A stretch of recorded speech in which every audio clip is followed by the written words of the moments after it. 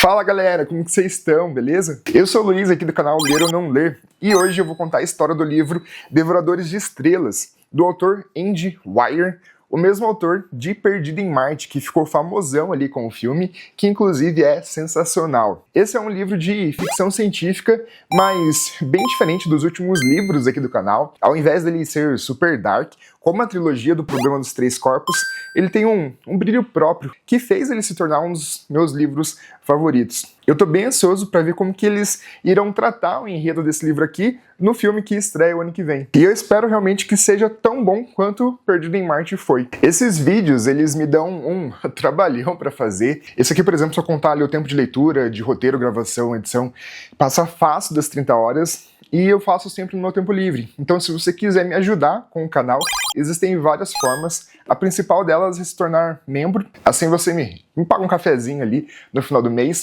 E, inclusive, fica aqui registrado o meu muito obrigado aos membros. Reb Manzon, Danilo Benetti, Bruno Santos, Vinícius Prado, Moi Tripa, Emerson Alves e Brasil Neto. Além de se tornar membro, também é possível contribuir aqui com o canal pelo botão Valeu Demais, ali do YouTube, da descrição, diretamente com o Pix que eu deixo aqui na tela. Outras formas de me ajudar é pelos links de afiliados que eu deixo ali na descrição, tanto da Amazon quanto da Shopee. Então, se você quiser comprar o livro mesmo, ou aquelas bugigangas ali, ou qualquer outra coisa, é só usar meus links que você gera uma comissãozinha ali pra mim e eu fico muito feliz. E, gente, esse livro aqui é um daqueles poucos livros que a gente sente que, sei lá, parece que o livro tem um carisma, sabe? Que parece que tem alma. A história dele é bem simples, mas os personagens são tão cativantes e a leitura ela é tão fluida que a gente termina o livro leve, assim, sabe?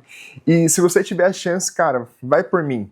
Fecha esse vídeo agora e vai ler esse livro. Antes, compra o livro pelo meu link ali da Amazon e vai ler esse livro, gente. Ele é simplesmente demais e ele, mais uma vez, realmente ali se tornou um dos meus livros favoritos, tanto de ficção científica quanto de qualquer outro gênero. O livro começa com o nosso protagonista acordando desorientado e sem memória, deitado em uma cama com um computador fazendo perguntas para ele. Logo a gente percebe que, além dele ser engraçado, ele é muito inteligente. E nesse início de livro, assim como o protagonista, a gente não sabe o que está acontecendo, mas a gente fica meio perdido com ele, e esse é o legal da história, é a gente descobrindo, junto com o protagonista, o que está acontecendo, o que está rolando ali. O computador, inclusive, faz a pergunta para ele assim, quanto é 2 mais 2? E ele, 4. E quanto que é a raiz quadrada de 8? E aí ele dá uma resposta super complexa, assim, que tá certa, mas de uma maneira diferente. Ele fala 2 vezes E elevado a 2π vezes, enfim, é uma equação que ele dá para dar a raiz quadrada, justamente para testar a inteligência do computador, para ver se ele é uma IA inteligente ali, ou se ele é tipo uma Alexa da vida. E ele percebe que o computador é só uma Alexa mesmo. Então ele acorda desorientado, sem saber onde que ele tá, ou mesmo quem ele é. E conforme ele vai recobrando a consciência, ele vai tendo alguns flashbacks, como quando ele recebeu o e-mail de uma astrônoma solicitando auxílio para a pesquisa sobre uma luz infravermelha que estava rodando o Sol e tal, mas tudo bem nebuloso, assim. E durante o livro todo, a gente tem esse mix de presente e de passado, em que acontece alguma coisa no presente, e aí é explicado um pouco sobre aquilo no passado, com flashbacks. E aqui no vídeo eu vou tentar manter a mesma forma de narrativa, alternando entre presente e passado, para ajudar a manter o suspense que o autor criou nessa obra. Nas camas, ao lado do nosso protagonista, no presente, voltando para o presente, haviam outras 2 pessoas mortas. Parece até que elas tinham morrido há muito tempo, porque elas estavam até meio mumificadas. E mesmo muito fraco, ele vai se recuperando ali, até que ele consegue juntar forças para sair do quarto que ele estava. Ele entra para uma espécie de escotilha e vê um laboratório completo, com microscópios eletrônicos, impressoras 3D, pipetas e tudo isso preso ao chão, como se fosse a prova de terremotos. E aí, vendo todos aqueles equipamentos, cai a ficha dele assim, eu acho que eu sei usar esse laboratório. eu sou um cientista. E ele também sente que precisava fazer um esforço enorme para tudo, mesmo tendo um corpo ali com um porte atlético. Então ele pega um tubo de ensaio ali, ele coloca em cima da mesa e ele mede com um cronômetro o tempo que demorou para cair então esse tubo ali no chão. Deu 37 segundos, aliás, 0,37 segundos. Ele repete e dá 0,33. Ele faz isso 20 vezes e faz a média. E ele lembra da fórmula da aceleração. A distância é igual a metade da aceleração vezes o tempo ao quadrado. Com isso, ele percebe que a gravidade ali onde ele estava era muito alta. Por isso que ele estava se sentindo tão cansado. E com os cálculos que ele faz, ele vê que a gravidade é 1,5 vezes a mais, ou 1,5 G. Mas o problema é que nada teria como alterar a gravidade na Terra. Por isso, só havia uma única explicação. Ele não estava na Terra, ele estava no espaço. Ele tenta não se desesperar e pensar em alternativas. Sei lá, e se ele tivesse em uma centrífuga, por exemplo? Só que para ter aquela força, ele tinha que ser uma centrífuga gigante. Durante todo o livro, para quem trabalha com pesquisa, eu trabalho com pesquisa na universidade, é muito legal, porque ele faz experimento, tudo assim, tudo que ele quer descobrir, ele vai lá e faz um experimento para testar aquilo. E a gente que trabalha com método científico é bem legal entender como que funciona. Entender não, né? Mas observar ali esses conceitos que o autor traz durante a narrativa. Então ele se lembra de outro flashback na qual ele foi jantar com uma amiga de faculdade que trabalhava para o Departamento de Energia dos Estados Unidos. E ela estava devastada, enchendo o rabo de cachaça ali no bar. Ele pergunta para ela por que ela estava mal assim, e ela fala meio que assim, o presidente dos Estados Unidos vai falar em 12 horas, então, foda-se, acho que eu posso te contar. O Sol, por algum motivo que eles não sabiam qual, estava perdendo a sua potência gradualmente, só que de forma exponencial. A energia do Sol ela estava indo para uma linha de luz infravermelha que eles chamaram de linha de Petrova. E essa linha de luz infravermelha que estava passando pelo Sol era aquela linha lá que a outra cientista tinha mandado um e-mail para o nosso protagonista pedindo ajuda. A seguir, um trecho do livro Devoradores de Estrelas, do autor Andy Weir, publicado no Brasil pela editora Suma, apenas com finalidade de comentário e ilustração do conteúdo do vídeo. Não há intenção de substituir a obra original ou de infringir direitos autorais. Isso não pode estar certo, falei. Está certo, rebateu ela. A emissão solar vai cair 1% nos próximos 9 anos. Nos próximos 20 anos, a queda será de 5%. Isso é ruim, muito ruim. Fiquei olhando para o gráfico. Isso significa uma era glacial, tipo agora. Uma era glacial instantânea. Sim, para dizer o mínimo. E crises agrícolas, fome em massa, não sei nem o que mais. O Sol estava morrendo. Os humanos enviaram uma sonda para coletar amostras da linha de Petrova e o que encontraram foi bastante perturbador. Vidas alienígenas microscópicas. Era como se bactérias estivessem se alimentando do Sol. E nisso o nosso protagonista também se lembra que ele era professor, na verdade, de uma escola primária. Professor de ciências ali de uma escola primária. E durante uma aula que ele estava ministrando para os seus alunos nessa escola, uma mulher bateu na porta ali e pediu para falar com ele. Ela se chamava Eva Strat e ela fazia parte de uma força-tarefa chamada Força-Tarefa Petrova, uma força-tarefa ali de países da ONU que estava tentando descobrir o que estava acontecendo com o Sol. E ela vai em busca do Dr. Ryland Grace. Agora a gente descobre o nome dele, porque ele durante o doutorado, ele publicou ali um artigo sobre biologia molecular, na qual ele foi um dos poucos cientistas a acreditarem que não era necessário água para formar a vida na Terra. Até então se acreditava que para haver vida tinha que ter água envolvida, mas ele argumenta dizendo que isso foi uma ocasião que aconteceu apenas na Terra. Mas em outras condições, não necessariamente precisaria haver água para um catalisador X conseguir replicar a sua forma ali e criar vida. E justamente por isso que foram atrás dele, porque eles suspeitavam que essas partículas microscópicas realmente fossem vidas alienígenas. Só que para você sobreviver na superfície do Sol, com certeza você não precisaria de água para isso. Portanto, o Dr. Grace, ele seria incumbido de liderar as pesquisas aqui na Terra sobre essa nova forma de vida alienígena. Até mesmo porque eles enviaram uma sonda a Vênus para conseguir capturar ali algumas amostras e trazerem esses seres aqui na Terra para serem estudados. Então agora, no presente, ele descobre que está em uma nave espacial. E na sala de controles dessa nave, ao observar ali os computadores, ele vê que a velocidade da nave estava diminuindo. Ou seja, realmente não era uma centrífuga. Mas o que fazia a gravidade de 1,5 G dessa nave era a desaceleração.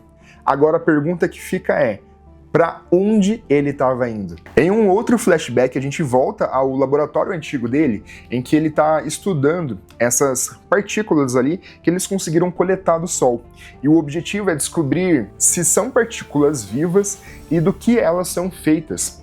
Só que o problema é que é muito difícil, porque essas partículas não são igual nada que a humanidade tivesse conhecido.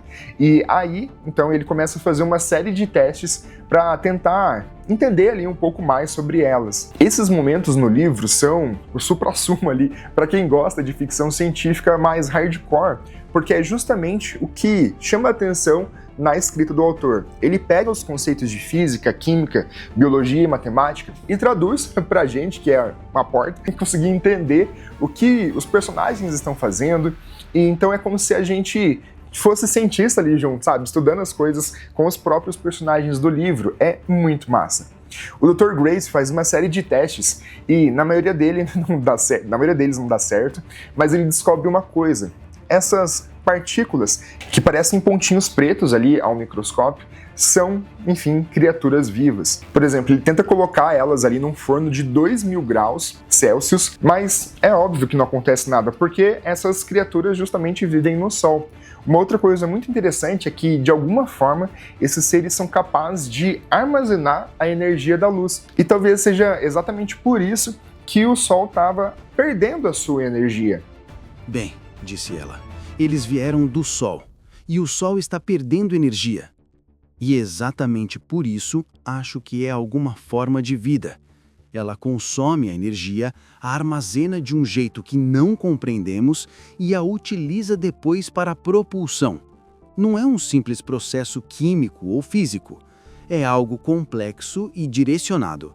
Algo que deve ter evoluído. Então, a linha de Petrova é formada por foguetinhos minúsculos? Provavelmente, e aposto que só estamos vendo uma pequena porcentagem da luz total vinda daquela área. Eles a usam para se propelirem para Vênus, ou para o Sol, ou ambos, não sei. A questão é, a luz se afasta da direção deles para viajar.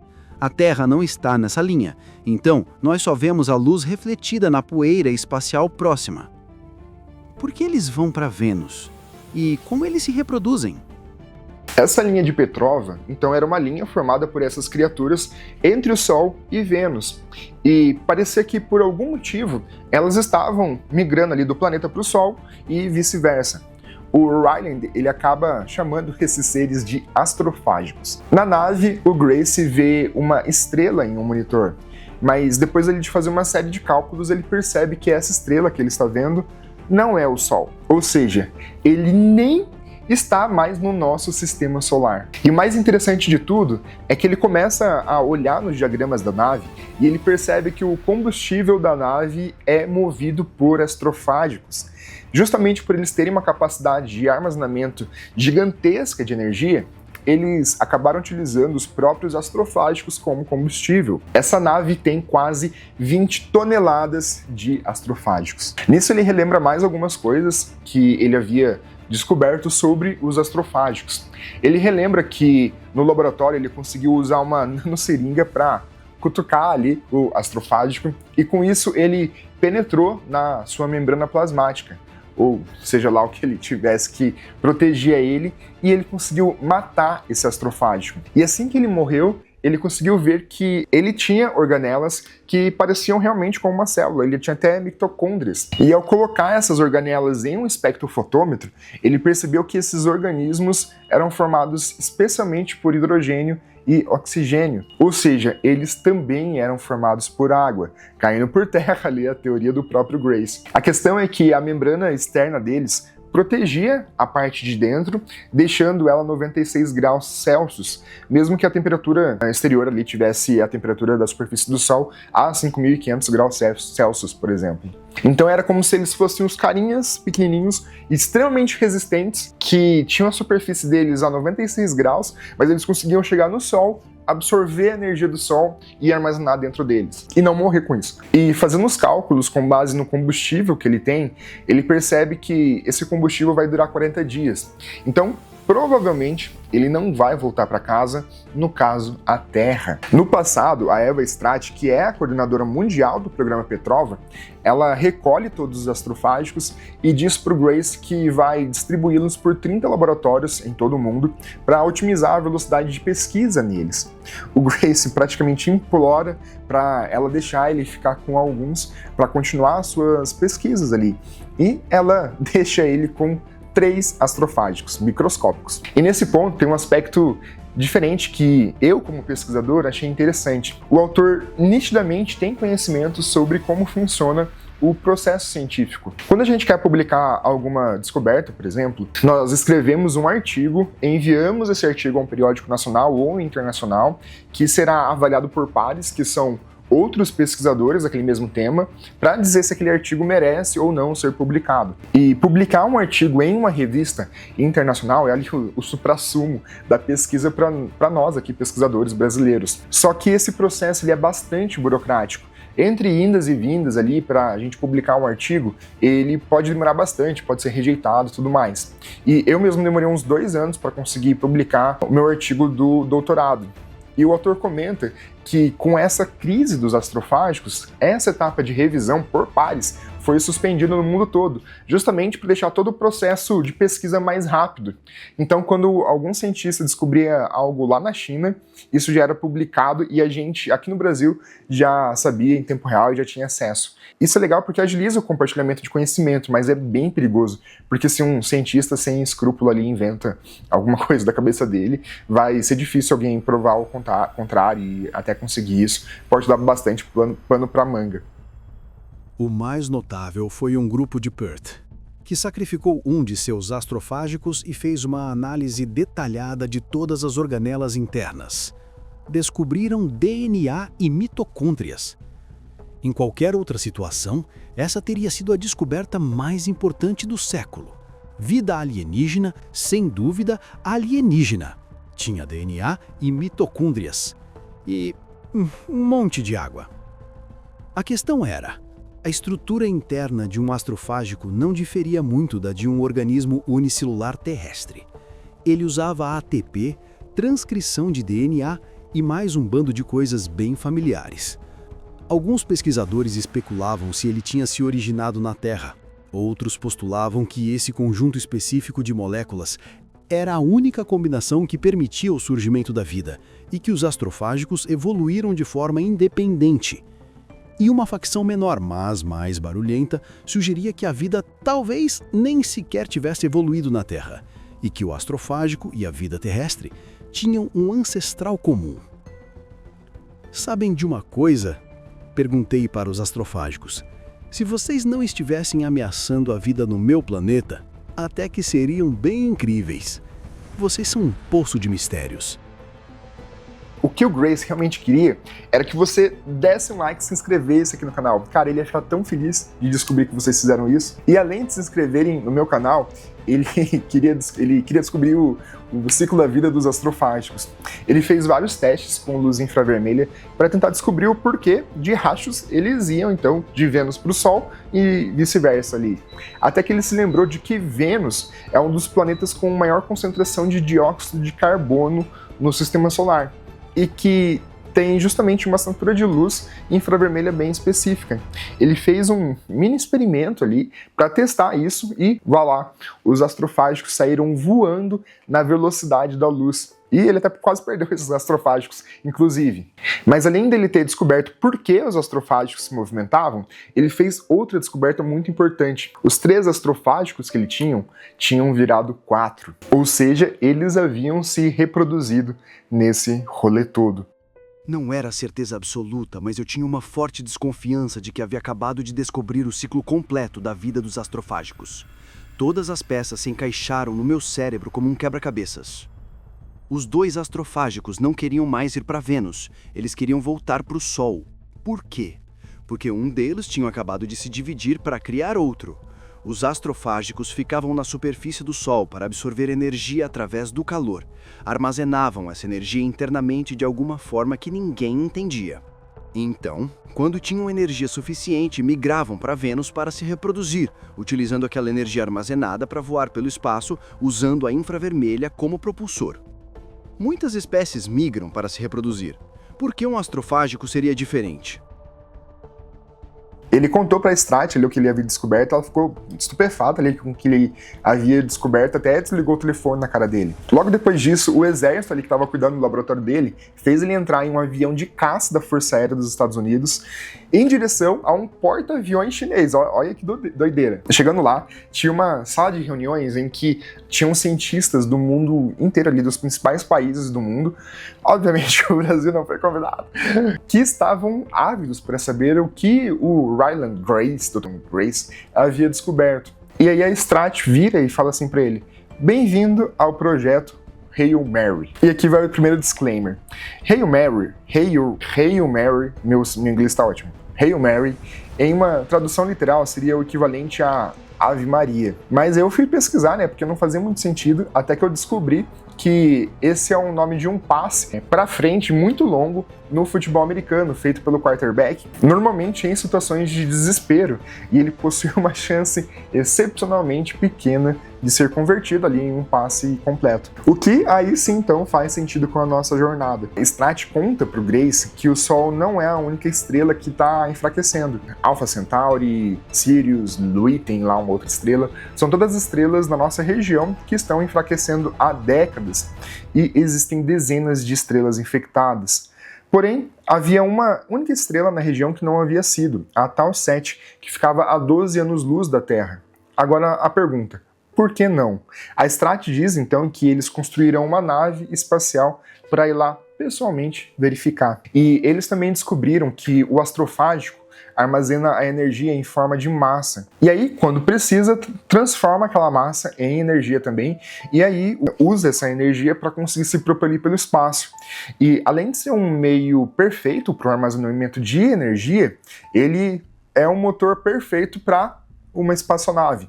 Ou seja, eles iriam construir uma nave movida a astrofágicos. Eles também criariam um sistema de hibernação para que os tripulantes passassem por 4 anos em coma induzido. Gente, eu gosto bastante desse livro e desse autor porque eles não jogam só a informação, eles explicam sempre tudo bem certinho ali, nos mínimos detalhes possíveis pra gente que eu me considero uma porta ambulante ali, a gente conseguir entender o que está acontecendo. Por exemplo, se os astronautas eles ficassem acordados por esses 4 anos, eles com certeza iriam se matar. É só a gente ver aí os Big Brothers da vida.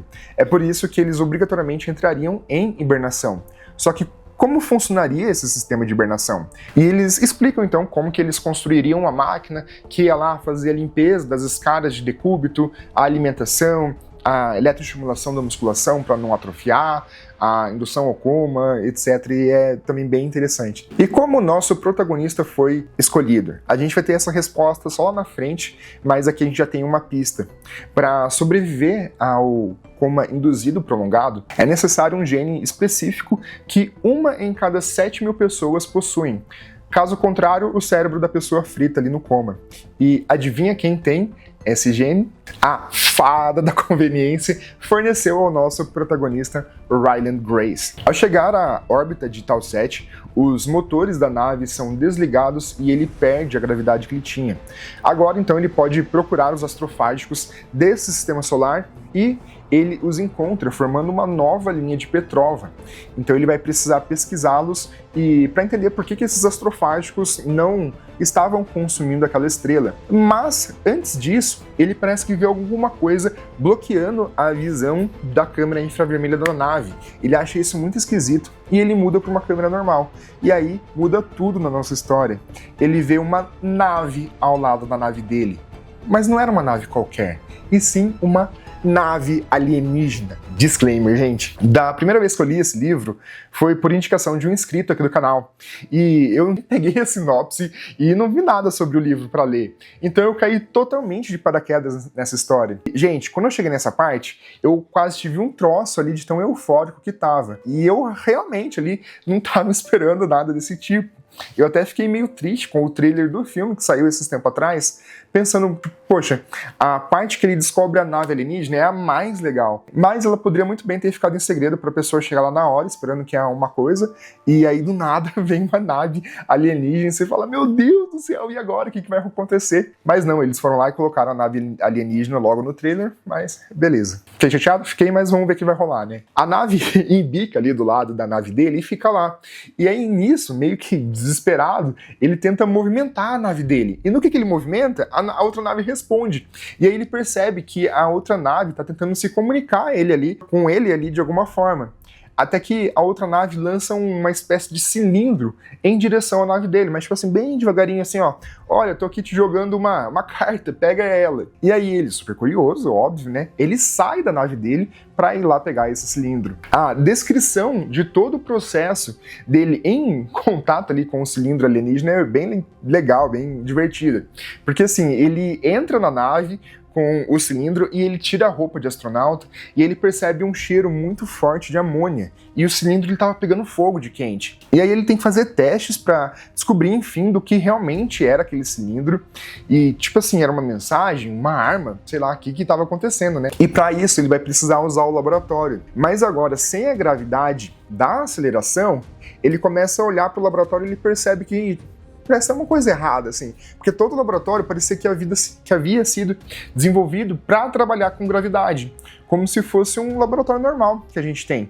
Mas ele não tinha mais gravidade, porque a nave tinha parado de acelerar. Então, alguma coisa estava meio esquisita, não parecia estar certa para ele conseguir trabalhar ali. E aí, em um novo flashback, a Strat e o Grace, eles estão indo para Genebra para se encontrar com uma outra cientista super arrogante chamada Locke. E ela começa a dar de dedo na cara da Strat, dizendo que o que eles iam fazer não ia dar certo, porque os microscópios eletrônicos, os espectrofotômetros, a maior parte dos equipamentos do laboratório da Hail Mary, eles precisavam de gravidade para funcionar, mas eles não iriam conseguir fazer uma nave com muito frufru, assim, tipo aquelas rodas de estações espaciais em que fica rodando para ter a gravidade, porque a massa seria muito grande. Por isso, a cientista ela sugere utilizar os próprios compartimentos da nave como uma centrífuga. Eu vou deixar um esquema aí na tela para vocês entenderem mais ou menos como isso seria. Então a nave meio que se desmonta para fazer uma centrífuga em torno ali do próprio eixo, para daí conseguir fazer o laboratório funcionar. O Grace liga essa centrífuga da nave e tudo volta a ter gravidade. Então ele começa a fazer as experiências com aquele cilindro para tentar descobrir do que ele é formado. Ele descobre que esse cilindro é formado de xenônio, o que não faria nenhum sentido, porque o xenônio é um gás nobre em temperatura ambiente. E como ele teria um formato sólido e ser extremamente resistente, ele estava tentando bater com picareta, o negócio não estava funcionando. E ele chama então esse material de xenonita. Ele até passa o dedo ali por uma fenda fina, até que ele consegue descobrir uma forma de abrir o negócio ali para ele. Analiso primeiro a parte inferior. Tenho que começar por algum lugar. Um único fio prende uma escultura abstrata. É uma esfera do tamanho de uma bolinha de gude e uma esfera do tamanho de um chumbinho, fixadas no lugar por fios mais finos que saem do tronco vertical principal. Também há uma estranha forma parabólica ligando a parte superior das duas esferas. Essa representação me parece muito familiar. Por quê? A linha de Petrova? Exclamo. Vi a forma daquele arco tantas vezes que o conheço de cor. Meu coração dispara. Aponto para a esfera maior. Você deve ser uma estrela, e o carinha menor deve ser um planeta. Esses alienígenas conhecem os astrofágicos. ou pelo menos conhecem a linha de Petrova, mas isso não me diz nada novo, já que eles estão em uma nave movida a astrofágicos. E estamos batendo um papo em um sistema solar que tem uma linha de Petrova, então nenhuma surpresa aqui. Até onde eu sei, este pode ser o sistema natal deles. Mas é um bom começo. Estávamos conversando com sinais de luz emitidos pelos motores de nossas naves. Então eles sabem que eu uso astrofágicos e que consigo ver, com a ajuda da nave, a frequência de Petrova. A partir daí, eles concluíram que consigo enxergar a linha de Petrova. Eles são espertos? Ele acaba descobrindo que aquele treco era um mapa de estrelas, das estrelas mais próximas. E uma dessas estrelas estava ligada à esfera central, chamava-se de 40 Eridani. Aí ele até brinca, aposto que a tripulação da Blip-A, que é o nome que ele deu para nave alienígena, chama essa estrela de casa. A 40 Eridani também tinha uma linha de Petrova, ou seja, eles também estavam contaminados com os astrofágicos. E então eles estavam no mesmo barco que a gente. O Grace decide chamá-los de Erídeos. Então ele decide responder da mesma forma que os Erídeos, mandando o mesmo cilindro, mas com a localização da Terra. E aqui mais um disclaimer. Depois que a gente lê o problema dos 3 corpos, a gente meio que fica infectado ali com a história da Floresta Sombria e já fica todo preocupado ali com explanar a localização da Terra para os alienígenas. E aí a gente fica inclusive na dúvida, né? O que esperar desses alienígenas aqui? Os Erídeos, então, eles mandam um novo cilindro para o Grace, mas agora não tinha um mapa, e sim um modelo em 3D das 2 espaçonaves com uma espécie de túnel formando uma ponte entre elas. Ou seja, eles queriam conectar a Hail Mary à Blip-A. Ele até comenta que esse era o equivalente a um estranho interestelar oferecendo uma bala. E aí, ele aceita ou não? Ele queria muito aquela bala e ele decide aceitar.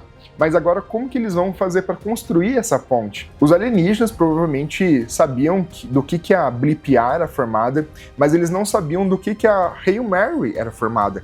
Por isso, ele decide enviar um pedaço da fuselagem para a Blip, para que os Erídeos conseguissem estudar essa fuselagem para então formar esse túnel de maneira segura. O Grace começa a fazer um monte de teorias do tipo, a atmosfera dele deve ser cheia de amônia, é muito mais quente que a dos humanos, então como eles fariam essa comunicação mesmo com um túnel ali ligando entre as naves, né? Isso também inclusive batia com um artigo que o Grace havia publicado quando ele era pesquisador, de que a vida no espaço ela não precisaria necessariamente de água para sobreviver, porque na temperatura da nave dos Erídeos, que deveria ser mais que 200 graus Celsius, seria maior que o ponto de ebulição da água, o que não faria sentido para desenvolvimento de vida. Então, acaba que os Erídeos acabam montando esse túnel entre a Blip e a Hail Mary, e o Dr. Grace, ele decide entrar nesse túnel. Mesmo com o suor se formando na minha testa e o cheiro forte de amônia que faz meus olhos lacrimejarem, eu continuo. Estou curioso demais para não continuar. E quem poderia me culpar? Existem pelo menos 20 pequenos hexágonos na parede, cada qual com cores e texturas diferentes, e acho que alguns deles são translúcidos. Eu deveria catalogar cada um deles para tentar identificar do que são feitos. Olhando com mais atenção, consigo ver uma fenda ao longo dos hexágonos. É quando ouço um som vindo do outro lado.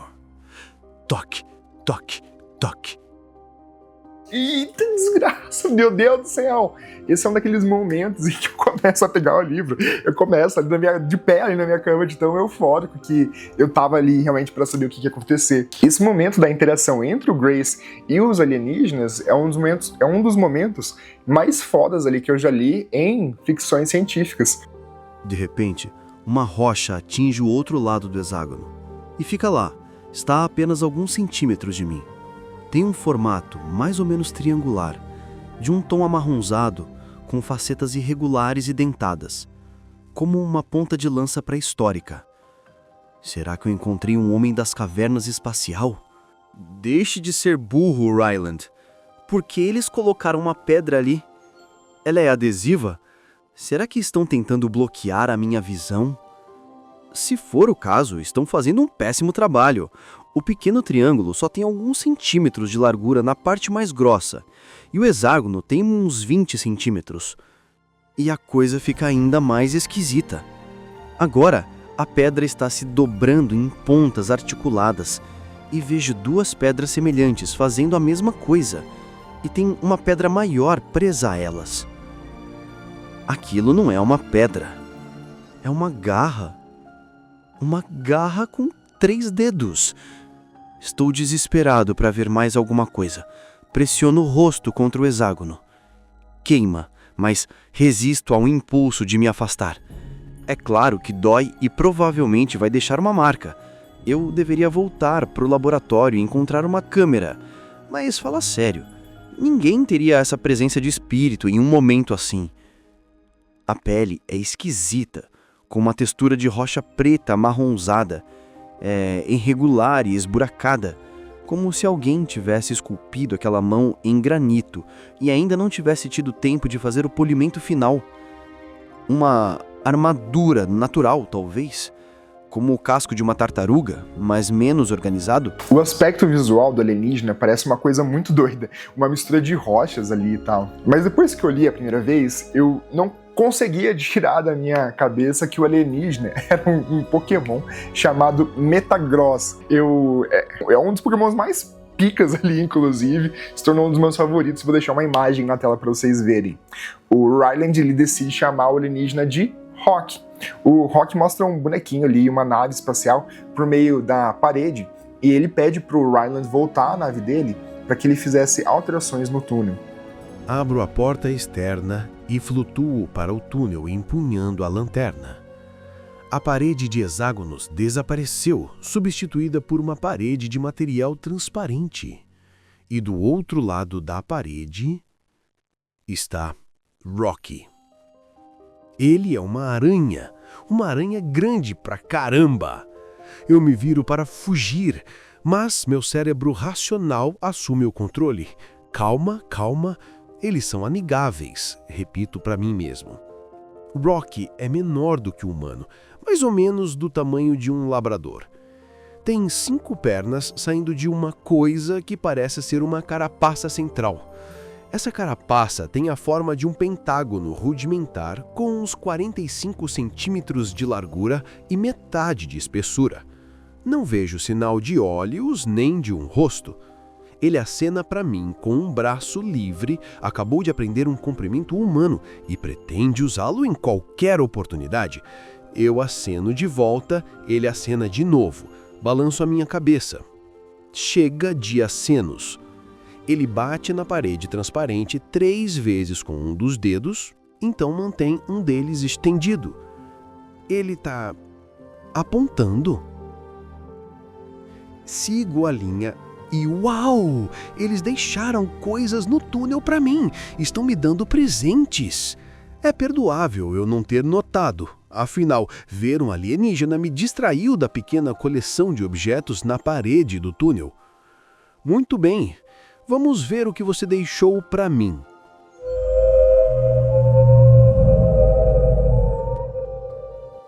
Responde Rocky. Fico de queixo caído.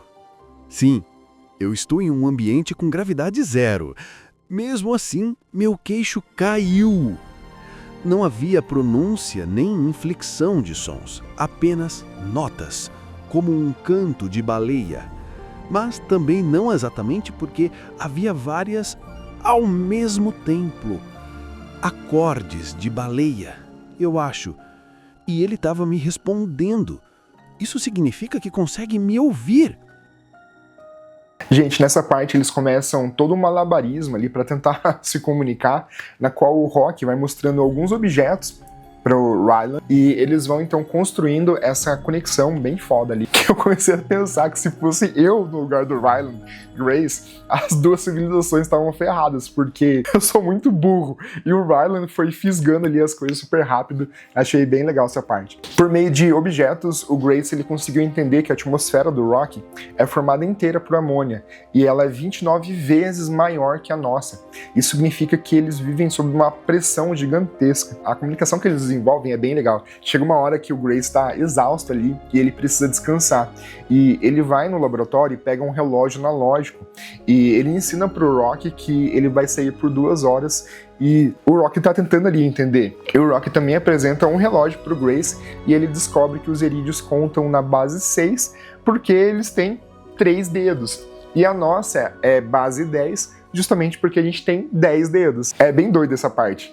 E depois de descansar, o Grace ele continua na tentativa ali de comunicação com o Rock e ele descobre várias coisas legais. Os irídeos eles não conseguem enxergar, em compensação eles veem os movimentos pelas ondas sonoras, como se fossem morcegos ali com um sonar. JPEG! Ai, dá um oi pra eles. Dá um oi pra galera. Falei o seu JPEG, eu tava dormindo aqui do lado do meu pai, né? Ela odeia ficar no colo. Você tá me olhando com essa cara? O que você tá me olhando com essa cara? Uau! Olho para ele. Os humanos passaram milhares de anos olhando para as estrelas e se perguntando se havia vida em outro lugar.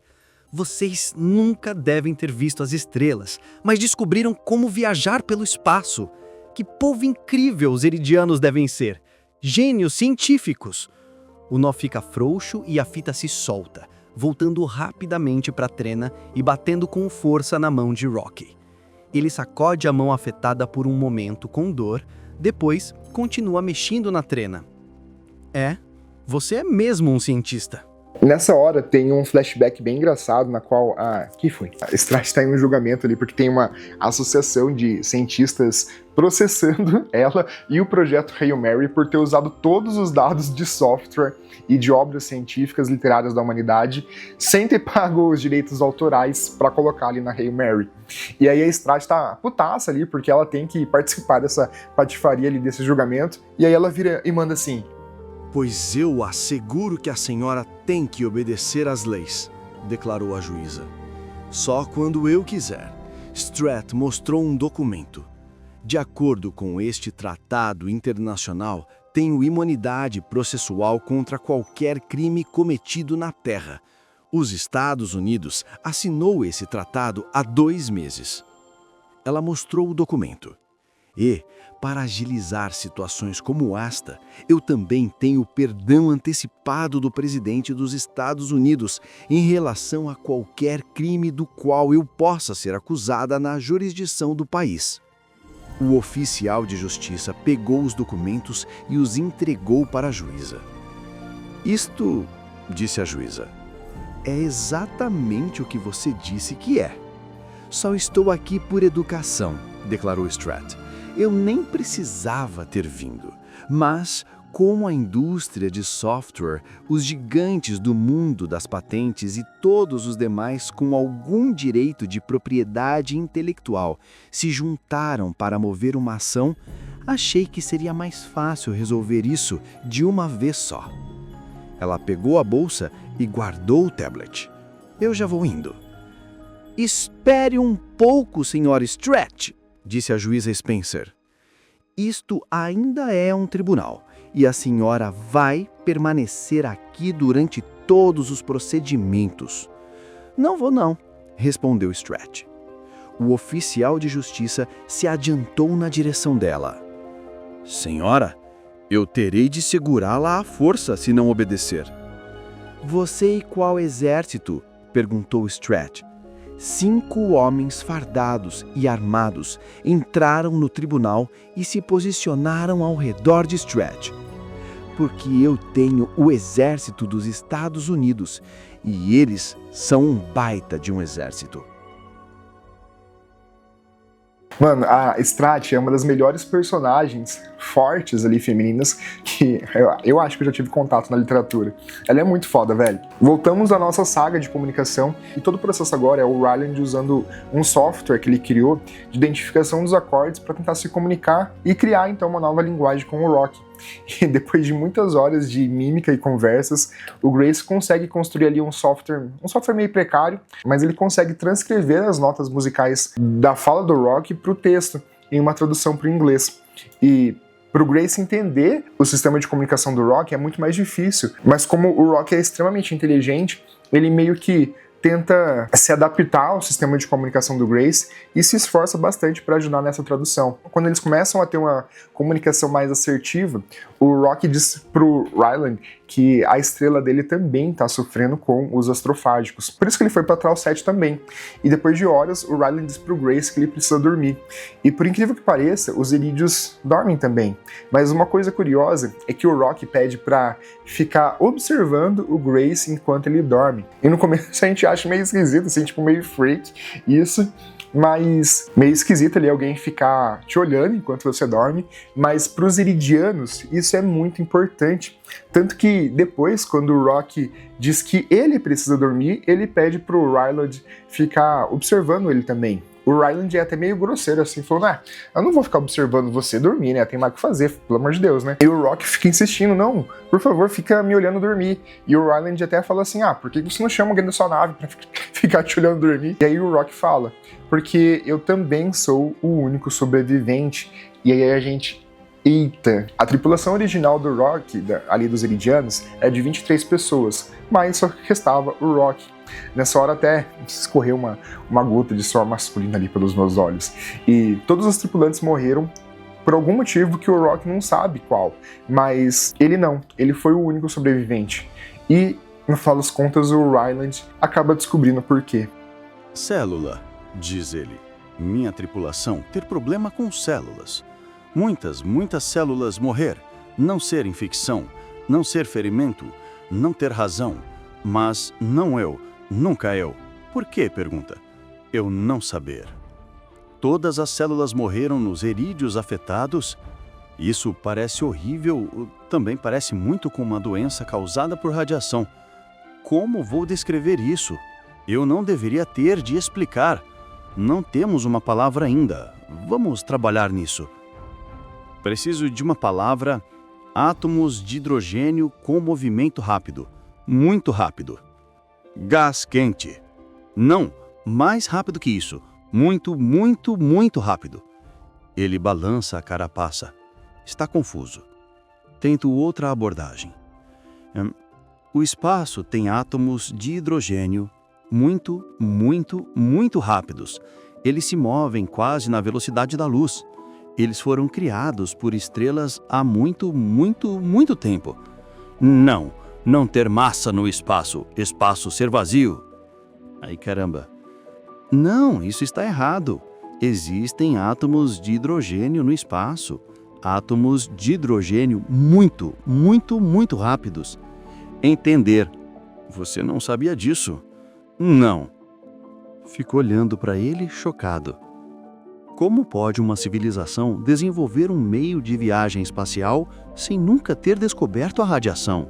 Os irídeos têm a cultura de observarem os outros enquanto dormem, porque o organismo deles realmente apaga ali nesse momento. É como se eles fossem literalmente desligados e ficassem inconscientes em estado de manutenção para o organismo deles recuperar ali a vida. E nesse período eles não conseguem acordar ali como a gente faz. Eles só acordam quando esse momento de manutenção realmente acaba. Por isso que eles ficam extremamente vulneráveis. E eles querem que as pessoas fiquem observando eles. O Ryland também tem um outro flashback na qual eles descobriram que os astrofágicos meio que anulam a radiação espacial, e seria um grande problema para uma viagem espacial com humanos. Por isso, eles acabaram revestindo todas as paredes da Hail Mary com uma fina película de astrofágicos, como se fosse uma caixa de chumbo à prova de radiação. Os tripulantes da nave do Rock, eles morreram porque eles não conheciam a radiação e a nave deles não era protegida. O único que sobreviveu foi o Rock, porque ele era o engenheiro responsável pela manutenção dos motores da nave. E ele ficava exatamente no lugar onde os astrofágicos eram armazenados no tanque. E acabou se protegendo sem saber. Os irídeos não sabiam da radiação porque a atmosfera deles era muito densa e funcionava com um bloqueio quase que 100% ali da radiação da estrela deles, coisa que aqui na Terra não acontece. O nosso DNA evoluiu justamente para contornar ou tentar contornar as mutações causadas pela radiação solar, por exemplo. A gente também descobre que Embora os Irídeos fossem extremamente inteligentes, a tecnologia deles era menos desenvolvida que a nossa. Eles não tinham computadores, por exemplo. Isso porque eles não precisavam, porque o cérebro deles conseguia armazenar uma quantidade gigantesca de informações e tinha uma alta capacidade de processamento, coisa que o nosso não tem.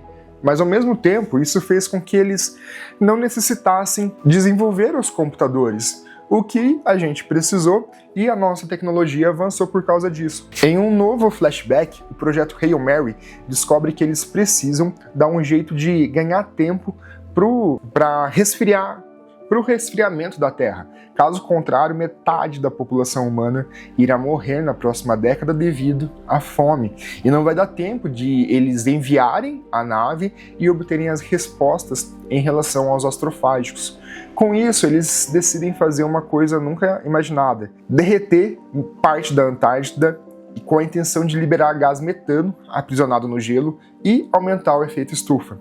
Como que eles fizeram isso? Com a explosão de 241 bombas atômicas no continente gelado. Voltando aos nossos amigos, o Rock ele cria uma espécie de cápsula que mantém a atmosfera dele para que ele conseguisse entrar dentro da nossa nave. Como eles não tinham computadores, ele estava muito curioso para conhecer a nossa tecnologia.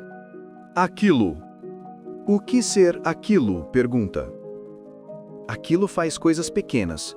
Eu digo uma forma para o computador e ele diz para a máquina como ela deve fazer. Posso ver fazer coisa pequena? Pergunta. Preciso de gravidade para isso. É por isso que sua nave girar? Pergunta. Sim, respondo. Ele tem um raciocínio rápido. A rotação cria gravidade para as coisas científicas. Sua nave não pode girar com túnel. Isso. Ele fica pensando. Sua nave ter mais ciência que minha nave. Ciência melhor. Eu trazer minhas coisas para sua nave. Soltar túnel. Fazer nave girar para a ciência. Você e eu fazer ciência para matar astrofágicos juntos. Salvar terra. Salvar herida. Ser um bom plano? Pergunta. Bom plano. Mas e a sua nave? Bato com os dedos na bolha de xenonita dele. A ciência dos humanos não sabe fazer xenonita. Xenonita é mais forte do que qualquer coisa que os humanos têm. Eu trazer materiais para fazer xenonita. Poder fazer qualquer forma. Entendo. Você quer ir buscar suas coisas agora? Sim. O Rock se muda então para Hail Mary, levando uma caralhada de coisa a mais. O Ryland descobre mais coisas sobre os Irídeos. Por exemplo, eles vivem quase 700 anos e o Rock já está há mais de 40 anos ali, orbitando aquele sistema estelar. Gente, o Rock é um dos personagens mais carismáticos que eu já tive contato. E assim, em leituras.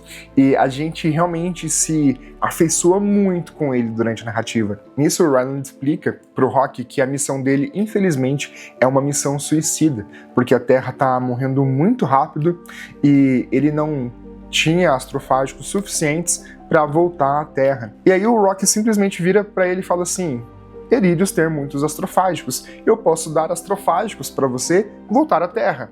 E ainda eu posso retornar a Irida depois disso. E a gente, eita, porque até então a gente estava lidando, a gente não, né, o Ryland, ele estava lidando como se fosse uma missão suicida, ele estava todo deprê por causa disso. E na hora que ele descobre que ele pode voltar para a Terra, meio que ele se enche de alegria de novo. E agora a gente também descobre por que o Ryland Grace acabou indo parar nessa missão suicida. Uma empresa já havia desenvolvido mecanismos de hibernação automático. O problema é que poucas pessoas não rejeitavam então esse aparelho. Apenas uma em cada 7 mil pessoas era geneticamente capaz de passar por hibernação. Isso já reduzia o número de candidatos a uma fração minúscula. E ainda assim, a primeira equipe era selecionada por 3 astronautas. A primeira se chamava Olesia Yurkina, que era uma engenheira russa, ela era perita em material. O segundo era o Martin Dubois, que era um cientista americano, que possuía 3 doutorados em física, um em química e outro em biologia. E o terceiro, ele era o Yao Li-jie, que era o comandante da Hail Mary, e ele era chinês. É interessante porque a Strat fica até meio pistola, porque haviam mulheres na tripulação. E, segundo ela, o fato de ter 2 homens e uma mulher heterossexual era a receita do desastre, assim, bem sexista-zona, assim. E a Strat também incube o Ryland de treinar a tripulação em relação aos astrofágicos, ensinar para eles sobre os astrofágicos. A questão é que, adivinha quem também tinha os marcadores de DNA para hibernação? Nosso querido protagonista usando os poderes protagonísticos, com a fada da conveniência. Voltando à nossa nave ali no presente, o Rock ele fez vários túneis nonita por toda a Hail Mary. Sobre a biologia deles, a gente descobre que eles são hermafroditas, mas eles formam casais que ficam juntos durante toda a vida, assim como os humanos, e que o Rock também tem uma companheira. Mas ele tá bem depressão, assim, porque ele não sabe se ela chegou a encontrar uma pessoa, porque fazia muito tempo que ele tava lá. E é engraçado porque o Ryland ele começa a chamar a companheira do Rock de Adrian. O Rock também decide chamar o planeta em que os astrofágicos se reproduzem de Adrian, em homenagem ali à sua amada. E eles decidem ir ao planeta Adrian para capturar os astrofágicos, então, para poder estudar. O processo de coleta dos astrofágicos ele dá certo, mas o Ryland já percebe algumas diferenças. Primeiro, parece que os astrofágicos indo e voltando do planeta, eles estão iguais, sendo que aqueles vindo ao planeta para reproduzir, eles deveriam ter muito mais energia, porque teoricamente eles acabaram de pegar a energia de Tau 7, mas não, a energia dos dois estava igual. Segundo que, ao olhar no microscópio, ele encontrou muita vida. Era como se houvesse dezenas de espécies diferentes de bactérias e amebas. E isso explica o fato da atmosfera daquele planeta ter muito mais dióxido de metano. O metano, no caso, era produzido por essas espécies com vida. Vou fazer um parênteses aqui, porque eu não lembro se eu falei do planeta Adrian. Em Tau 7, assim como no Sistema Solar, também havia um outro planeta em que os astrofágicos iam migrando da estrela Tau 7 até esse planeta para fazer a reprodução. E aí eles decidem ir para esse planeta para estudar ali e ver o que está acontecendo com os astrofágicos nesse momento da reprodução deles nesse planeta específico. Voltando. Então o Rock mata a charada. Essa vida estava comendo os astrofágicos, por isso que a população deles estava em equilíbrio. Assim, eles percebem que esse planeta provavelmente era o planeta natal dos astrofágicos, justamente por conter predadores naturais deles. Mas eles precisam capturar mais desses predadores para poder estudá-los. E para isso, eles precisam entrar na atmosfera do planeta, o que faria com que eles morressem. Nisso a gente também acaba descobrindo algumas coisas a mais sobre Irida e sobre o Rock. Como o planeta deles possui uma atmosfera muito mais densa e é muito mais quente, para eles é muito mais fácil reproduzir os astrofágicos. Era como se fosse só jogar eles ali no oceano, que tinha temperatura de 200 graus Celsius, que eles se reproduziriam automaticamente e tranquilamente. Por isso que a nave do Rock tinha uma quantidade gigantesca de astrofágicos armazenados. Por isso e por um outro detalhe, os iridianos não conheciam a relatividade. Uma hora o Rock ele começa a se queixar pro Ryland que os iridianos fizeram vários cálculos, mas que eles não deram muito certo, que parecia que quanto mais rápido ele estava no espaço, mais longe ele ia ficando de Tau 7, mas no final das contas ele chegou muito mais rápido àquela estrela do que eles inicialmente haviam esperado, e que isso não fazia o menor sentido. E aí o Ryland percebe que eles não tinham o conhecimento da relatividade e entende que o fato de ainda assim eles terem construído aquela nave e ter conseguido fazer aquela viagem era praticamente um milagre. E foram justamente esses erros que poderiam salvar o Grace, porque os iridianos tinham colocado uma quantidade absurda de astrofágicos na nave deles a mais, pensando que a viagem demoraria muito mais. Para eles conseguirem capturar os micróbios do planeta Adrian, eles precisam fazer uma espécie de vara de pescar ali, porque a nave não poderia entrar na atmosfera do planeta ali, senão ela seria desintegrada. O problema é que, além deles terem que posicionar a nave em uma posição ali que os motores ficariam em direção à atmosfera, com a propulsão a toda, eles fazem uma corrente de 10 km para conseguir capturar esses astrofágicos. Mas o reboque dessa corrente tem que ser feita de forma manual, ali pelo Ryland de fora da nave. É um processo tudo bem complexo que eles têm que fazer. Eles conseguem recuperar os astrofágicos e o Ryland volta para a nave, mas alguma coisa começa a dar errado, porque a nave começa então a cair para a atmosfera mesmo em aceleração máxima. E ele descobre que a angulação e o esforço dos motores em potência máxima, perto ali da atmosfera, eles refletiram luz infravermelha para uma parte do tanque de combustível da nave, fazendo um rombo na fuselagem. Consequentemente, como houve uma ruptura da fuselagem, os astrofágicos do tanque de combustível resolveram ir acasalar em Adrian, aumentando a propulsão da nave de uma forma exponencial. Para conseguir sobreviver à força G extrema, o Ryland ele tem que ejetar 2 tanques de combustível dos astrofágicos. Meus olhos estão marejados, estão ardendo. Por quê? Estou chorando? Fracassei completamente com toda a minha espécie e agora a raça humana vai morrer por causa disso. É um bom motivo para chorar. Mas o que estou sentindo não é emocional, é dor. Meu nariz dói também. Não é por causa da pressão física nem nada. Alguma coisa está queimando minhas fossas nasais. Alguma coisa deve ter quebrado no laboratório. Algum elemento químico forte. Ainda bem que não consigo respirar. Deve ter um cheiro horrível. Então, do nada, consigo respirar de novo. Não sei como nem porquê, mas ofego e respiro, aproveitando minha liberdade recém-descoberta. Tenho um acesso violento de tosse. Amônia! Amônia por todos os lados. É opressor.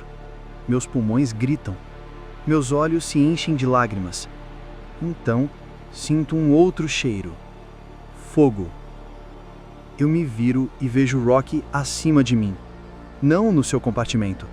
Ele está na sala de controle. Ele me soltou da cadeira e a jogou para o lado. Está em cima de mim, tremendo. Sinto o calor radiando do corpo dele a centímetros de mim. Os rasgos do radiador acima da carapaça soltam fumaça. Os joelhos dele cedem e ele cai em cima da tela ao meu lado, destruindo-a. A unidade LCD se apaga e a moldura de plástico derrete. Vejo uma trilha de fumaça saindo do túnel do laboratório. Rocky, o que você fez? Esse maluco deve ter usado a grande eclusa do dormitório. Ele veio para o meu lado da nave para me salvar. E vai morrer por causa disso. Ele estremece e dobra as pernas embaixo do corpo. Salvar terra. Salvar herida. Diz em voz trêmula. Então, ele cai. Rocky! Eu agarro a carapaça dele sem pensar. É como enfiar a mão num maçarico. Afasto as mãos. Rocky! Não! Mas ele não se mexe. O Ryland ele consegue acionar o mecanismo então de gravidade da centrífuga da própria nave. Ele diminui a força G para 0,5. E ele corre para pegar o traje espacial, faz uma mochila improvisada e ele pega o Rocky. E em uma força G de 1, o Rocky ele pesaria cerca de 180 quilos, mas com a gravidade reduzida diminuiria para 90 quilos. Mas ainda assim são 90 quilos a mais de 200 graus Celsius. Mas ainda assim o Ryland ele precisa salvar o Rocky. Então ele dá um jeito de levar o Rocky até a eclusa dele, mas é um movimento extremamente arriscado, porque a atmosfera do Rocky praticamente vaporizaria qualquer humano. Mas o Ryland ele precisa tentar. Então, em um movimento rápido, ele coloca o Rocky dentro da eclusa, liga a atmosfera enquanto ele tenta sair correndo. A amônia invade tudo e os olhos do Ryland queimam como se fossem chamas ali.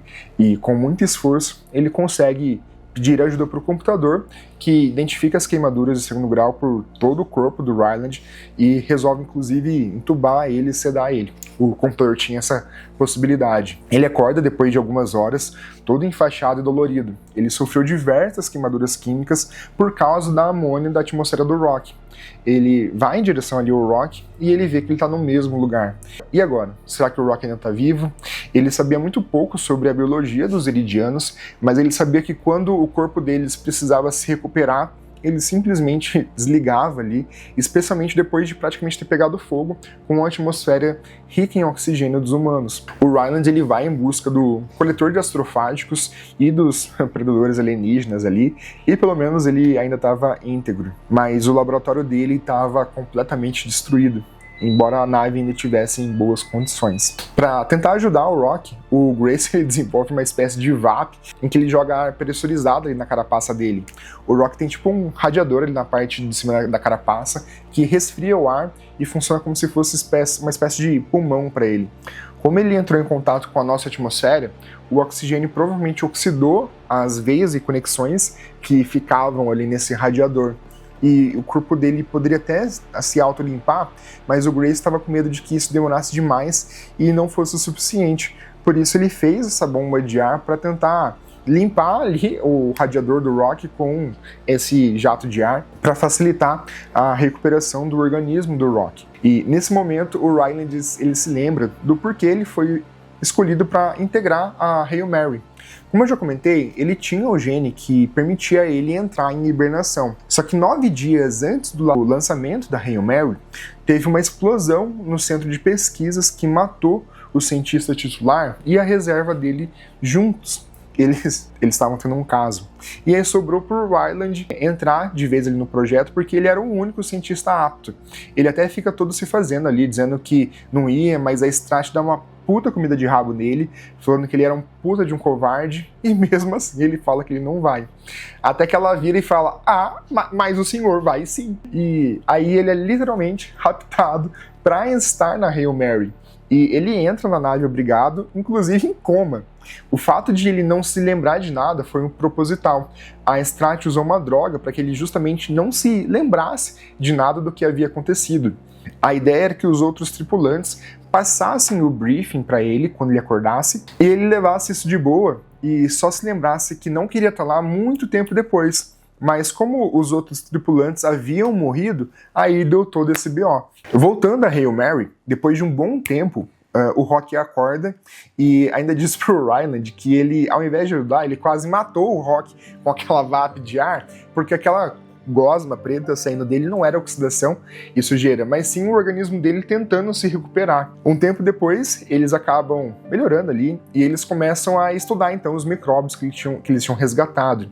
E ao ver uma amostra no microscópio, o Ryland vê que existem dezenas de micróbios diferentes, mas um deles era muito voraz com os astrofágicos. A descrição parece como se fosse um macrófago ali, fagocitando os astrofágicos como se não houvesse amanhã. O Ryland chama esse predador de Talmeba. Tal7, ameba, Talmeba. Eles fazem um teste então para ver se essa Talmeba sobreviveria a Vênus e a Trimundo, que era o planeta do sistema de Erida, onde os astrofágicos faziam a reprodução. E aí, enquanto eles estão fazendo essas experiências, do nada as luzes da nave se apagam. A nave inteira apaga e para de funcionar. O Ryland ele vai em direção aos geradores e quando ele tira a mangueira de combustível de um deles, que era preenchida inteira por astrofágicos, ele vê que tem uma gosma nojenta ali com cheiro ruim, sendo que os astrofágicos nem cheiro tinham. E aí cai a ficha dele, ele pega essa gosma e coloca no microscópio e vê que essa gosma estava cheia de talmebas. E se havia talmebas ali, era porque elas deram, de algum jeito, conseguiram chegar aos tanques de combustível, e isso aconteceu porque com esse BO ali de quase morte deles, o Ryland ele nem tinha pensado em deixar elas em um ambiente controlado depois do rolezão ali que eles deram no planeta Adrian. Ou seja, as talmebas chegaram e conseguiram entrar nos tanques de combustível e comeram todos os astrofágicos da nave. Eles estavam à deriva no espaço. E nem tanto à deriva, assim, porque, pior ainda, a órbita deles ao redor de Adrian estava se deteriorando. Ou seja, logo eles iam cair no planeta. Depois deles se desesperarem ali, o Rock dá uma ideia. Então ele pede pro Ryland pelo menos dar o gerador para ele tentar consertar, para que o sistema de vida continuasse pelo menos funcionando. O Rock tinha 200 gramas de astrofágico na eclusa dele, e isso não seria então suficiente para fazer o motor da nave funcionar, mas seria o suficiente para manter esse sistema de suporte de vida do Ryland ligado. O Ryland está quase dormindo de exaustão quando ele lembra dos Beatles. A missão da Hail Mary, ela era suicida. Eles iriam para Tau 7, mas eles não teriam combustível então para conseguir voltar à Terra. Por isso, eles precisariam dar um jeito então de mandar as informações de volta à Terra que eles descobrissem. Por isso, foram criadas pequenas naves de backup, na qual eles iriam inserir as respostas ali de como combater os astrofágicos e mandar essas navezinhas pequenas de volta à Terra. Elas seriam tipo um GPS galáctico ali, que conseguiria achar o caminho de volta para a Terra com as informações de backup. Eram 4 naves, assim como os 4 Beatles. Elas eram lacradas e autossuficientes, e cada uma delas tinha 120 quilos de astrofágicos a bordo. Então, se eles usassem esses astrofágicos, seria mais que o suficiente para eles conseguirem chegar à nave do Rock. O Rock ele consegue consertar o gerador e eles usam então os Beatles para poder chegar à nave dele, que tinha então esse estoque gigantesco de astrofágicos. Porém, nos experimentos com a atmosfera de Vênus e de Trimundo, as Talmebas não se alimentaram dos astrofágicos e acabaram morrendo. E aí meio que tudo que eles fizeram foi por água abaixo. Eles descobrem que as Talmebas precisam obrigatoriamente de dióxido de carbono para sobreviver, mas tão pouco a ponto delas até conseguirem, dependendo do caso, sobreviver no vácuo. E foi inclusive por isso que elas consumiram todos os astrofágicos do tanque de combustível. Os astrofágicos têm dióxido de carbono dentro deles, e é esperado que algum deles morresse ali naturalmente dentro do próprio tanque, o que criou um ambiente propício para a multiplicação das Talmebas, mesmo no vácuo. Só que ele também descobriu que o nitrogênio matava as Talmebas, e a atmosfera tanto de Vênus quanto de Trimundo possuía nitrogênio. Por isso que elas não sobreviveram nos testes ali de sobrevivência nas atmosferas. E aqui vai um outro disclaimer. Aí eu fiquei me perguntando, mas a nossa atmosfera possui 78% de nitrogênio, que é a atmosfera da nave. Como que as Talmebas conseguiram escapar e ir parar no gerador e nos tanques de combustível, então? Eu até tentei perguntar para o ChatGPT, ele me deu um migué ali, dizendo que essas partes eram hermeticamente seladas e elas não teriam contato com o nitrogênio, mas ele acabou não me convencendo muito de como as Talmebas foram conseguir parar lá. E, enfim, o que vocês acham? Me fala aqui pros comentários sobre talvez esse furo aí, ou se não é um furo, né? Depois dessa descoberta, eles entram na depressão ali de novo. E o que fazer, então, se as Talmebas não conseguem sobreviver nos mundos que a gente precisa que elas sobrevivam? O Grace, então, tem uma ideia diferente. Tentar reproduzir as Talmebas que talvez sejam resistentes a porções de nitrogênio. Ele usa o exemplo da resistência bacteriana. Se a gente usa um antibiótico, matamos a maioria das bactérias, mas querendo ou não, a gente acaba selecionando aquelas bactérias resistentes. E ele vai tentar fazer da mesma forma aqui. O Ryland então faz um experimento com a criação das Talmebas. Ele divide 10 aquários e ele vai reproduzindo as Talmebas com diferentes concentrações de nitrogênio. Ele precisa que elas resistam a 3,5%, que é a concentração de Vênus, e 8%, que é a concentração de Trimundo. E para isso ele vai colocando ali pequenas quantidades de nitrogênio a cada 0,2%, e aí ele vai nos aquários, e aí aquelas Talmebas que sobreviverem a 0,2%, ele multiplica elas e coloca as filhas em 0,4 e assim por diante. E ele passa semanas reproduzindo essas Talmebas até que finalmente eles conseguem uma cepa que resiste aos 8% necessários então para a reprodução em Trimundo. Enquanto isso, eles combinam o que eles vão fazer depois de dar certo. O Grace iria voltar então para a Terra e o Rock para Erília, e eles nunca mais teriam contato. O Rock pede para o Grace um computador de presente para eles aprenderem a ciência humana, e o Grace pede para o Rock a Shinonita. É bem bonitinho nessa hora. O Grace também aproveita para limpar e esterilizar os tanques de combustível com nitrogênio, para matar todas as Talmebas que tinham ido para lá antes do Rock passar os astrofágicos para ele. Então eles conseguem reproduzir as Talmebas até 8,25% de nitrogênio, e nessa hora é legal porque eles se unem em uma celebração ali, e o Rock ele se veste todo pomposo, com tipo uma roupa especial de gala deles, enquanto o Grace comemora com vodka da astronauta russa que tinha morrido. Ah, Talmeba 82,5, salvadora de 2 mundos. Você dar esse líquido para Talmeba? Pergunta. Eu abro a bolsa e coloco o canudo. Não, é só uma coisa que os humanos dizem. É uma homenagem a Talmeba 82,5. Ah, digo. Isso me lembra de uma coisa. Preciso de um sistema de suporte à vida para as Talmebas. Algo que as alimente com astrofágicos o suficiente para manter a colônia viva. Tem que funcionar autonomamente por vários anos. E tem que pesar menos de 1 quilo. E eu preciso de 4 deles. Por que tão pequeno? Pergunta. Eu vou colocar um em cada Beetle, só para o caso de algo acontecer com a Hail Mary na volta para casa. Bom plano. Você ser inteligente. Pode fazer para você. Hoje, eu terminar o dispositivo de transferência de combustível. Poder dar astrofágico para você agora.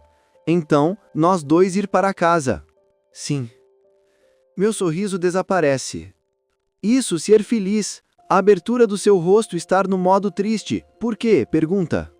Vai ser uma longa viagem de volta e eu vou estar completamente sozinho. Você sentir saudade de mim? Pergunta. Eu sentir saudade de você. Você ser amigo. Sim, vou sentir saudade de você. Tomo mais um gole de vodka. Você é meu amigo. Cara, você é o meu melhor amigo. E logo vamos nos despedir para sempre. Ele une 2 garras. Elas fazem um som abafado com as luvas, em vez do clique de sempre que vem acompanhado com o gesto vago das mãos. Não para sempre. Nós salvar planetas. Nós ter a tecnologia do astrofágico. Poder visitar um ao outro. Abro um sorriso triste. Podemos fazer isso nos próximos 50 anos da Terra? Provavelmente não. Por que tão rápido? Pergunta. Eu só devo ter mais uns 50 anos de vida. Humanos não... Solto um soluço. Vivem por muito tempo, lembra? Ah, ele fica em silêncio por um tempo. Então, nós aproveitar tempo que ainda ter juntos. Depois, salvar planetas. Depois, ser heróis. Sim. Ajeito os ombros.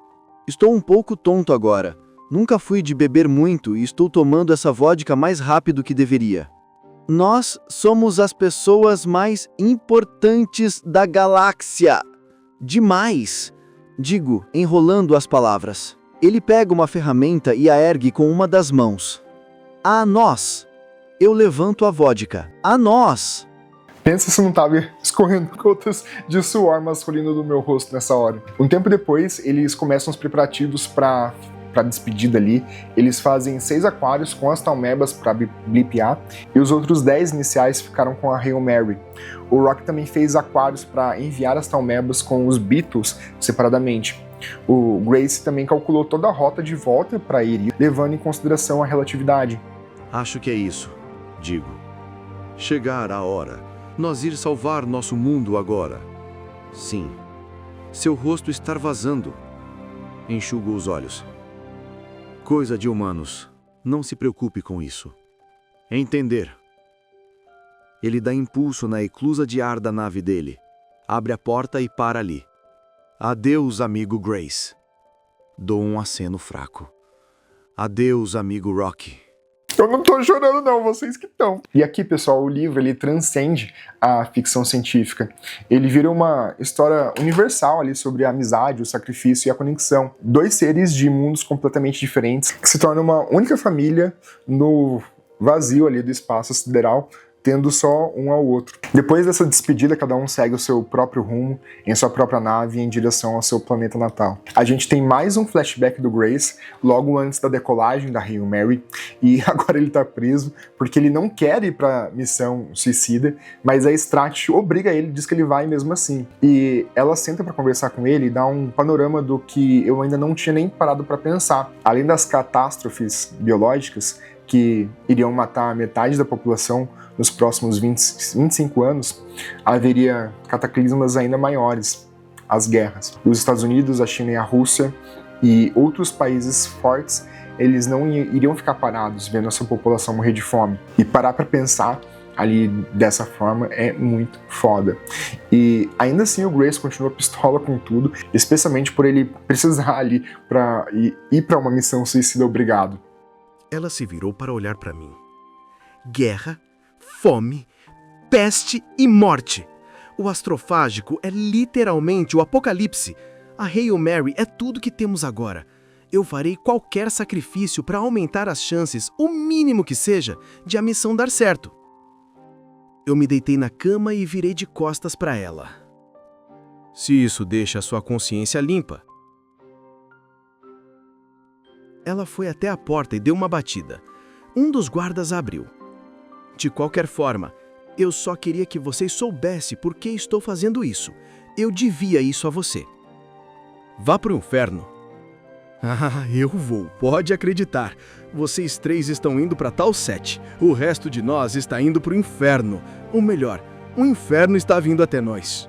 Na volta para casa, que durará 5 anos, o Ryland vai fazer então diversos trabalhos em relação aos Beatles e as Talmebas, porém, algumas semanas depois ele vai checar um dos containers ali contendo os astrofágicos e ele percebe um cheiro que ele já conhecia, cheiro de Talmebas comendo astrofágicos, ou seja, as Talmebas estão à solta novamente na nave. Como medida ali, desesperada, ele veste a roupa de astronauta, desliga o sistema de suporte de vida da nave e coloca a atmosfera em 100% de nitrogênio, para realmente exterminar todas as Talmebas.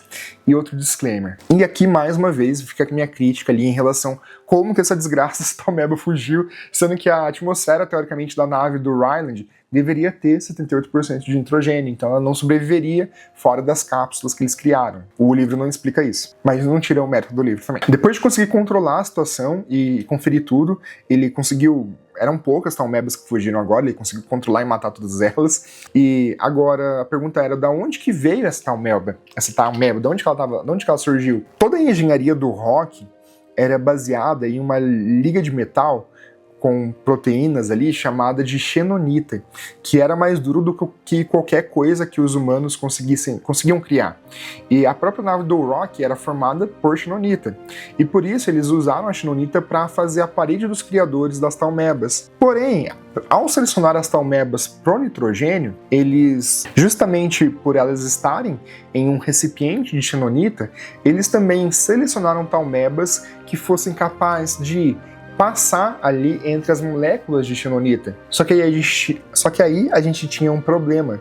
O Ryland conseguiu conter as Talmebas dele dentro dos recipientes com outras ligas metálicas. Mas, e o Rock? A nave dele inteira era basicamente formada por xenonita. O Ryland vinha observando a luz da nave do Rock durante toda a viagem, porque os propulsores soltavam quase que a energia de uma estrela ali, então ele conseguia ir acompanhando.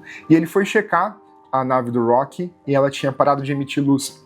E provavelmente ela estava à deriva no espaço porque as Talmebas dele tinham chegado aos tanques de combustível. E agora?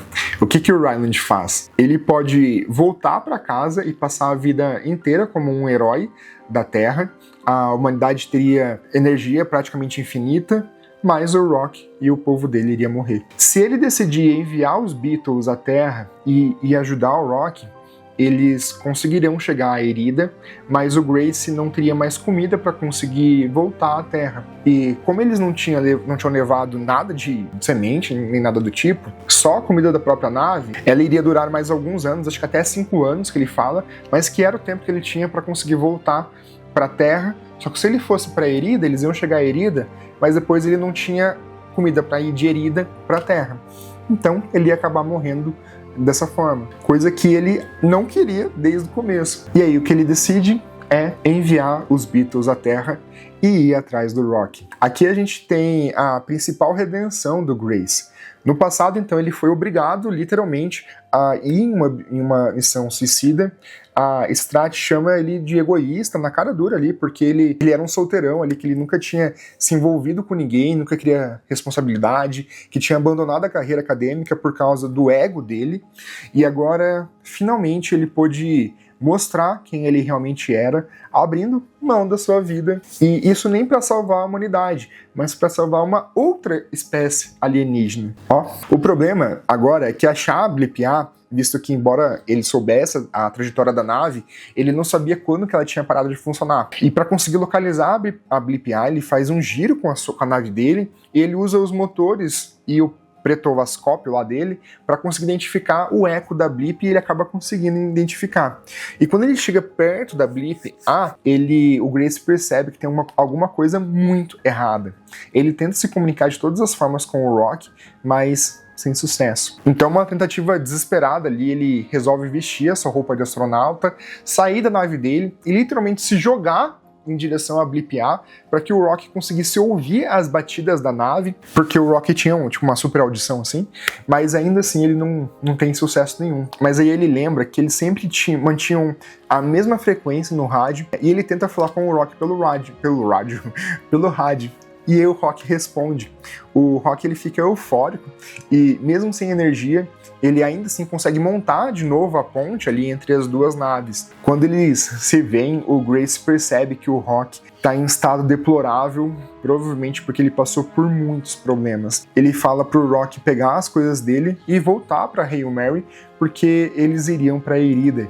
E ele explica pro Rock ali tudo o que aconteceu e que ele infelizmente não vai conseguir voltar para a Terra, porque ele não teria alimento para a viagem de volta, né? E o Rock, ele insiste dizendo que eles podem dar um jeito de tentar fabricar alimento para o Grace lá em Irida, mas o Grace rebate, ele, relaxa, não vai dar certo, porque todo o alimento de Irida continha metal pesado, que era extremamente tóxico para os humanos. E o Rock vira e fala assim para ele: já que você não tem mais comida da Terra e não pode comer a comida de Irida, por que você não come a comida de Adrian? E aí o Grace, hã? E aí o Rock fala assim, come Talmeba. E aí o Grace, eita desgraça, como que eu não pensei nisso antes?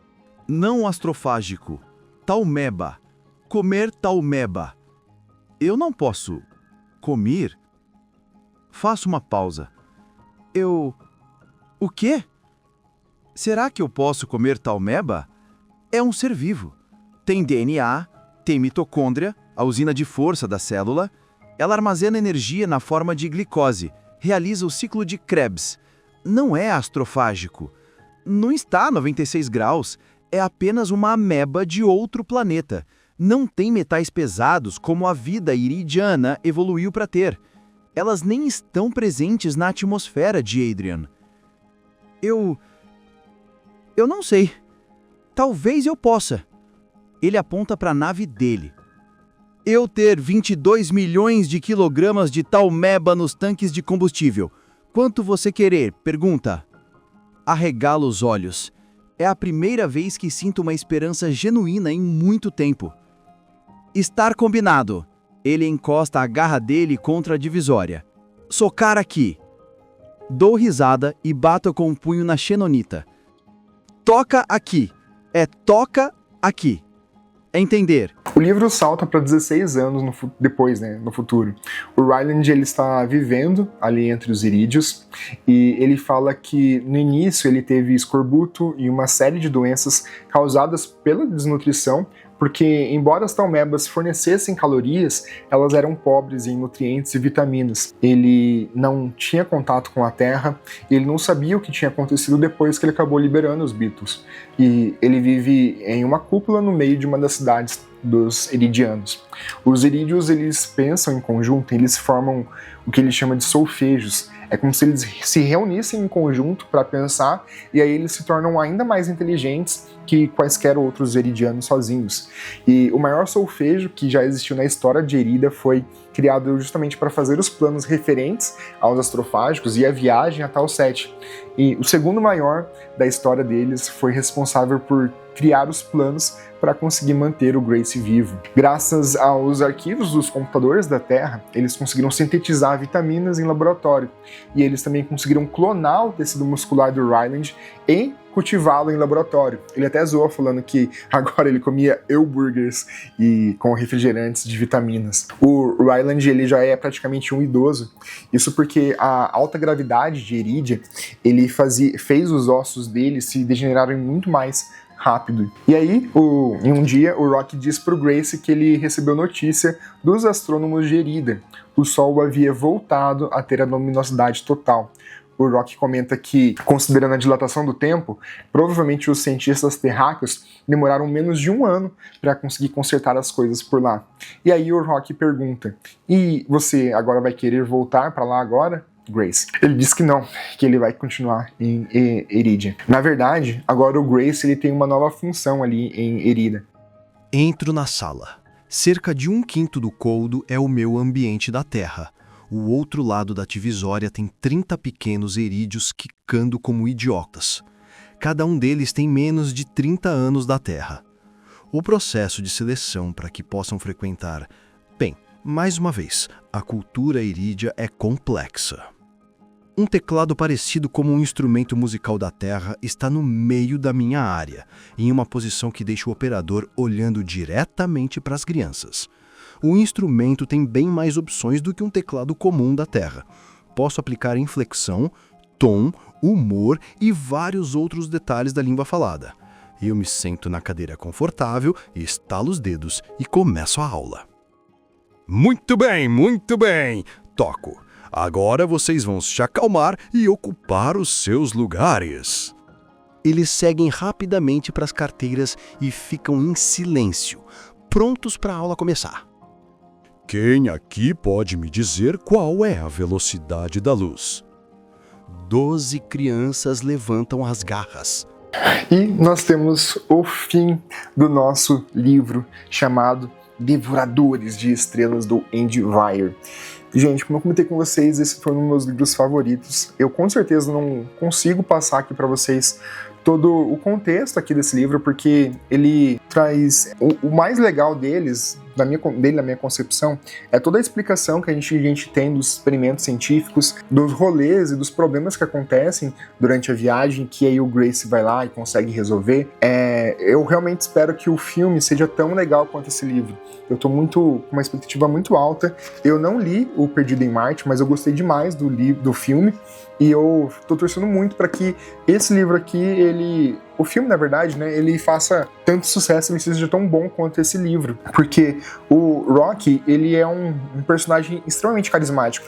Eu até fiz uma caixinha aqui em homenagem, não sei se vai aparecer na câmera, mas o Metagross, ele se tornou um dos meus pokémons ali favoritos. Eu já gostava dele, mas depois que eu imaginei ele aqui com o aspecto do Rock, e realmente ele é um dos personagens mais carismáticos, embora ele apareça relativamente pouco no livro inteiro, ele é um dos personagens mais carismáticos que a gente tem. O Ryland, ele também é super carismático. A Strat, ela é super carismática. No trailer aparece bastante a Strat, e ela é super sisuda, assim, brava. Não me transmitiu tanto carisma igual a do livro, mas eu tô bem confiante para esse filme, e eu espero que ele seja muito bom. E queria saber o que vocês acharam aqui dessa história. Coloca aqui nos comentários, vamos trocar uma ideia. Mais uma vez, se inscrevam no canal, curtam, compartilhem e usem os meus links de afiliados ali da descrição. Beleza? Por enquanto é só. Tchau!